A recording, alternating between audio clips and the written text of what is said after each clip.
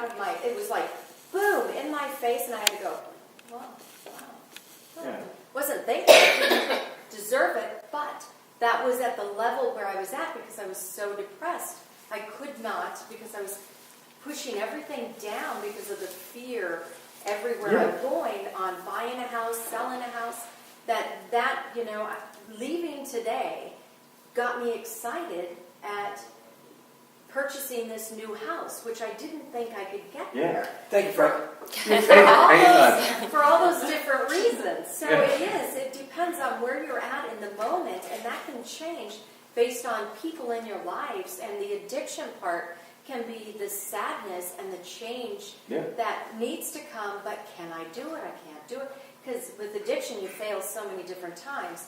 But what you need is that person, that cheerleader, to continue. And you are the cheerleader. That's my point. Yeah, we can be our own. Because like what I say here, and I'd like to embed it, because I have to embed it to myself every day, is when I'm frustrated, I'm literally on the verge of discovering something brand new.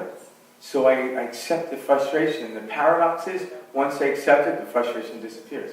We live in a paradoxical world for only one reason only. We were told to put the carriage in front of the horse.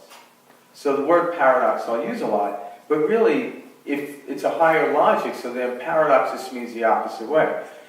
So to get deeper into your question earlier, the paradox is don't care so much about the goal that you're trying to achieve, and it'll show up. I'm not here to tell anyone to forget about material stuff and do this, because the fact is, we are material. So we are spiritual material. It isn't, spirit makes material. So to not be materialistic is the funniest thing I've ever heard. The thing is, you don't want to put your worth into the material. Because in physics, and I don't know if you guys know about quantum physics, but they know this, and they actually knew this back in 1935. And I'll do a quick thing on it. They did a thing called a double slit experiment. And they used an electron gun. And when they took, at first they did a single slit, and they shot the electron right through the slit, and it embedded on the back of the wall. So you had a slit here, and then you had an observation screen. So it embedded a bar just in the same width as the slit. But then they decided to take a board with two slits. So they shot the electron out, and what they noticed, a weird thing. It didn't discriminate. It split and went through. So now there were two bars. So it's really interesting, the energy will not discriminate against a slit. It moved into it, but it split right when it went through. So in the observation was two bars. Now what these physicists did is they left it on, and when they came back, there was no one observing, not even camera on. And they came back, they saw a completely different pattern. And the pattern was, here are the two slits, and on the observation screen, in the very center, was the most heavily embedded bars of electrons. Then a void, and then bars on either side. And that pattern kept going out. And the further it went out, the electron bars were faded. So the most dense was here like that. And they scratched the head for days, and the only thing they could figure that could make that is a wave. So if you now look at a wave, a full wave, a belly going through two slits, it breaks up. And when it broke up, where it canceled out left the void, where it actually bellied left the most impact, that was in the beginning. So what the conclusion is, whatever we focus and give attention to, we solidify into material matter. So the funny thing is, we look to material matter to make us happy. I'm like, no, your happiness creates material matter. Your sadness creates material matter, creates circumstance, not the other way around. So when you're trying to change the outside world, it would be as ridiculous as looking in the mirror and not liking my hair, so I break the mirror, go to Home Depot, get another mirror, and put it up. I'm like, son of a bitch. I'm sorry. It isn't the mirror. If I fix my hair, the reflection will do it. So the outside world is is a reflection of us.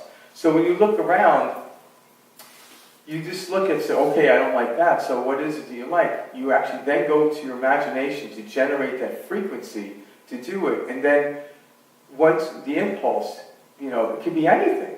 But most people don't act on the impulse. Well, how is that going to get me to this? It's because, how is south on Canary going to get me west to San Diego? You don't see everything right away. but you know it will work. Because I know if I listen to GPS, it will always get me somewhere. Unless the GPS is faulty. I heard the story about, I was telling this to somebody, like, someone almost went off a cliff because of the GPS. I'm like, at what point do we not look at the windshield, people? But also, too, we look at technology today, it's really interesting.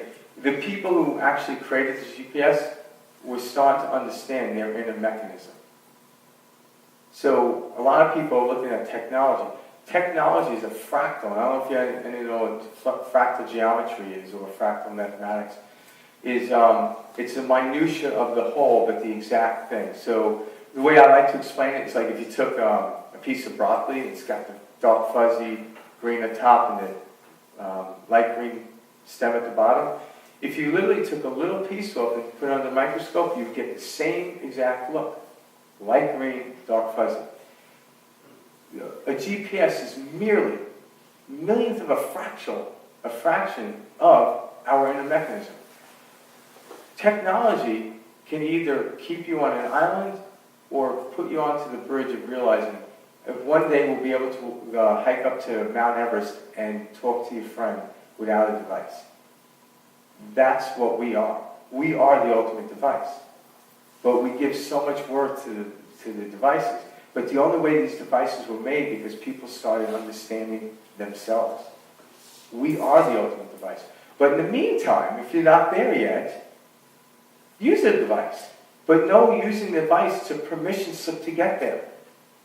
The perfect diet is only the perfect diet if it resonates with you. It isn't the perfect diet. But if it resonates, do it. And when it stops resonating, something else will resonate. And then you go on and one day like, oh. And even when you get the perfect body, you want a different perfect body. It's the nature of our being. But when you actually look for that to be happy, you never get there. When you're happy, you get there. That's the paradox. So people are like, well, how do I get happy? It's like your imagination. It literally will get you there.